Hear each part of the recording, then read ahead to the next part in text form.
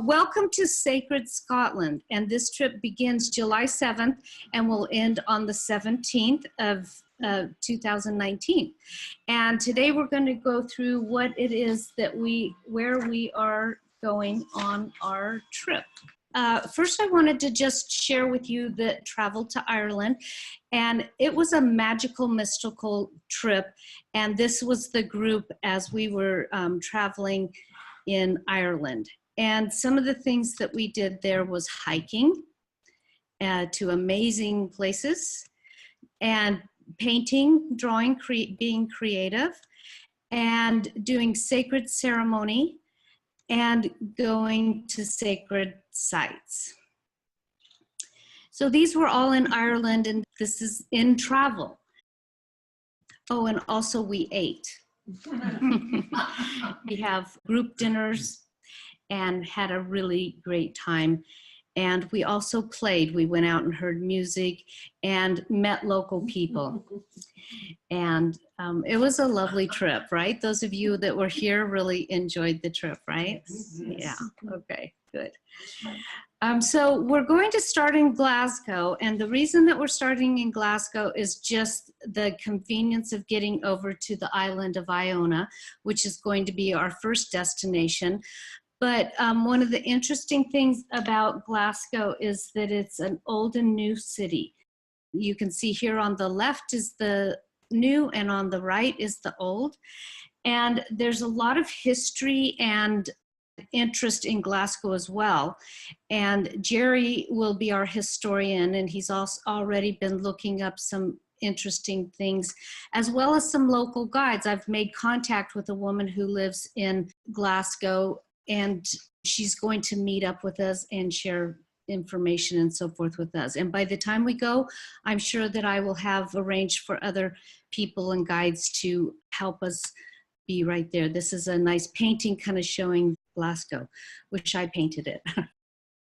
This is the hotel that we're planning to stay in. It's called the Rennie Mackintosh. Do you want to tell us a little bit, Joanne, about Rennie Mackintosh?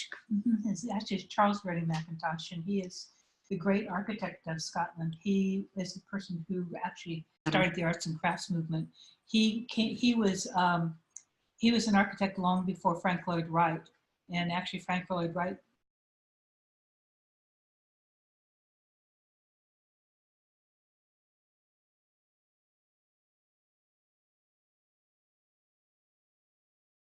picked up a lot of his stuff.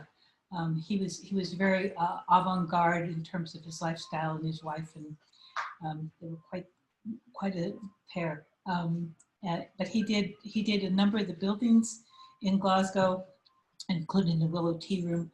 The other thing that he did was he not only was an architect, but he did the interiors.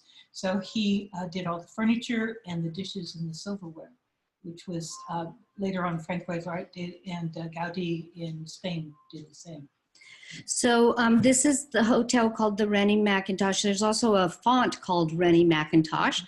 And it's just a nice, quaint hotel. It's in the central area, right across from the train station. So if we decide to take the train to Iona, we're right there ready to go. And it's got some of the quaint parts of Glasgow right nearby. So that would be our first stop. We'll be arriving and gathering on the 7th. There'll be a reception that night, and then we're going to settle in the next day. On the 8th is kind of a free day.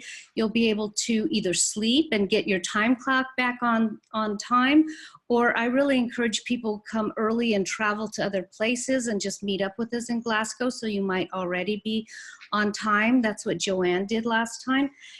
And also there'll be opportunities to go places that day if you want. Now this is in Edinburgh. What's the name of the chapel again? The Rosslyn Chapel. The Rosslyn Chapel, which was in the Da Vinci Code.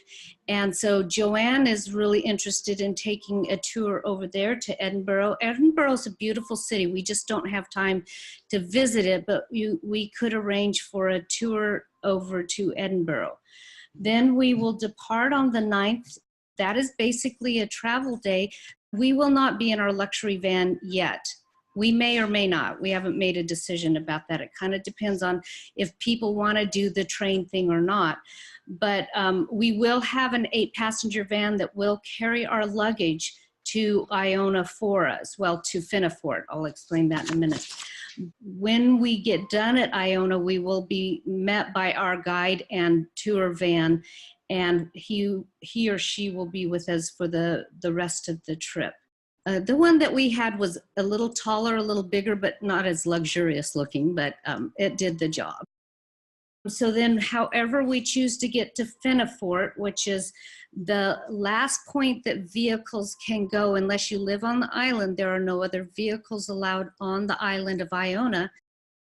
We will be taking the ferry over with all of our luggage, and the hotel we're staying in, the St. Columba, the staff there will meet us at the ferry and take our luggage to the hotel. We will be in Iona for 3 days. Joanne, who's here with me, she's been to Iona several times.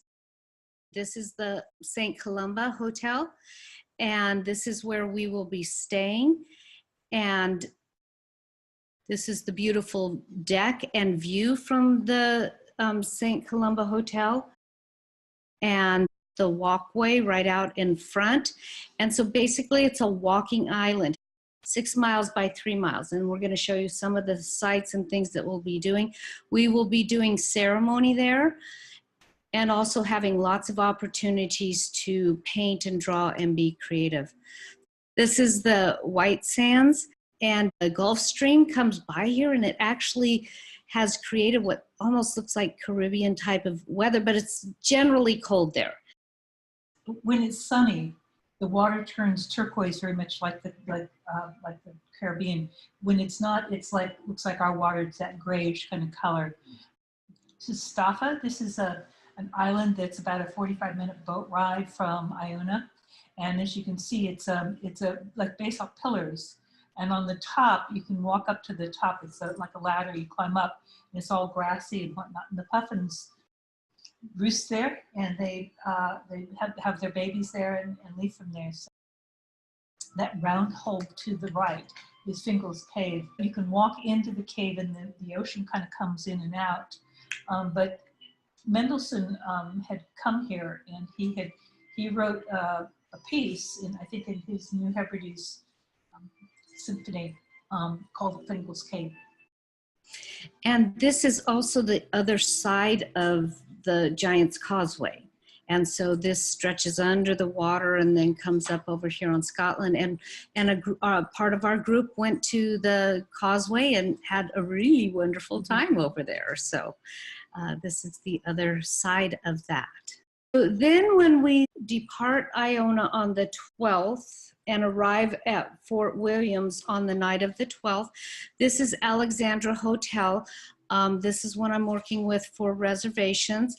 It's right in the downtown area of Fort Williams, and it has a lot of character. It's just been remodeled and updated, and this is like the sitting area, very comfy and cozy. And one of the things in the places that we stay is we do look for some common area rooms that we'll be able to sit in and have some of our own time, either doing conversation or education or ceremony just around the sacred side of our lives and what we're doing there. This is outside of Fort Williams is Steele's Fall, very beautiful fall. We will only be there overnight, but one of the things is it stays light there very late. And so hiking in that evening when we arrive or something it's supposed to be one of the pivotal areas for lots of hiking. And of course, beautiful for painting. In Fort Williams, we will be taking this train, which is the Jacobite train. Do you want to talk a little bit about that, Joanne? Yeah, it's steam train, it's old steam engine. And this is the real railroad track that they use. This only runs during the summer, and it is the train that they used on Harry Potter. I was going to say, it looks like it's going It is. Yep, Harry Potter. Oh, okay. Well, I'm really It's a 2-hour drive. Our luggage van and our other van will be going side by side, and they will be meeting us at the other end because we won't have to take our luggage on the train and get off. Well, it's basically a tourist experience. That's the Glenfinnan Aqueduct that it goes over. So it's a beautiful area here. And again, this is Old Man of Store. And this is in the island of Skye. So we will get off of Malig and we will be going over to Skye, and that's where we'll be staying on the night of the 13th. And Skye will be visiting some beautiful sites there. We'll only be one full day there, 2 nights, but 1 full day in Skye because we're really traveling to the Isle of Lewis. So our 2 main areas are Iona and Lewis. And Skye is a very popular island. There'll probably be a lot of tourists there during the summer. It's one of Scotland's most famous islands that they have, and it's easiest to get to is part of why so many people go there. So we want to move on and go on to Lewis, but we will take time there to do some hiking and to go to Dunvegan. And so we will go to the castle, and we will also, there are these beautiful cliffs. These are called the Kilt Rocks. And Claire, do you want to say anything about the Callanish stones? They're a stone circle that is, I haven't been to Stonehenge, but I wouldn't want to go to Stonehenge because of the population of people that go there. And when I saw them last, they were very unpopulated because, as you said, Lewis is a difficult island to get to, more than Skye. And so there are these amazing stones that are pretty accessible, and in terms of being able to really feel them. And I just had a really amazing experience being with them when I was there last. So I'm looking forward to meeting them again. Yeah, now it's a little bit more populated, and this very unlikely that this is where we would do our sacred ceremony while we're on the Isle of Lewis. However, there are a lot of other sacred sites around that we will be able to find, or just find our own, make our own sacred places to do our ceremonies on the Isle of Lewis. This is the town of Stornoway where we're going to be staying. I'm looking at a cute hotel right now called County Hotel, which is right downtown. And we would be staying 3 nights in this town. Music, restaurants, everything. Joanne?